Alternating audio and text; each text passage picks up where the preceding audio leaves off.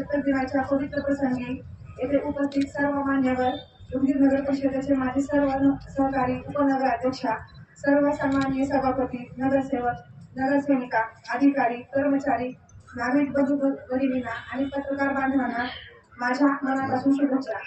आपल्या संविधानाने दिलेल्या स्वातंत्र्य, समता, बंधुता व न्याय या मूल्यावर विश्वास ठेवून उदगीर शहराचा सर्वांगीण विकास साधण्याचा आपण सर्वजण संकल्प करूया। स्वच्छ, सक्षम व समृद्ध उदगीर घडवण्यासाठी नागरिकांचा सक्रिय सहभाग अत्यंत महत्त्वाचा आहे। या राष्ट्रीय पर्वाच्या निमित्ताने आपण सर्वांनी देशप्रेम, सामाजिक जबाबदारी व एकतेची भावना अधिक दृढ करूया।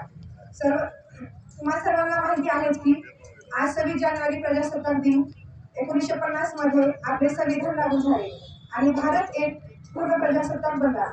या दिवशी आपण आपल्या देशासाठी आपले संविधान स्वीकारले आणि लोकशाहीच्या दिशेने पहिले पाऊल टाकले।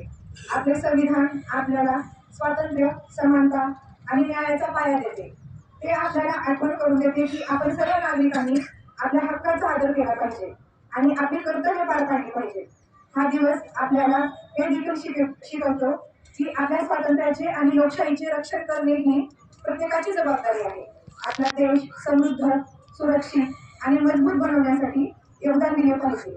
शेवटी मला एवढेच म्हणायचे आहे की देशभक्ती म्हणजे उत्सव साजरा करणे नाही, तर देशासाठी काहीतरी करणे आहे। जय हिंद।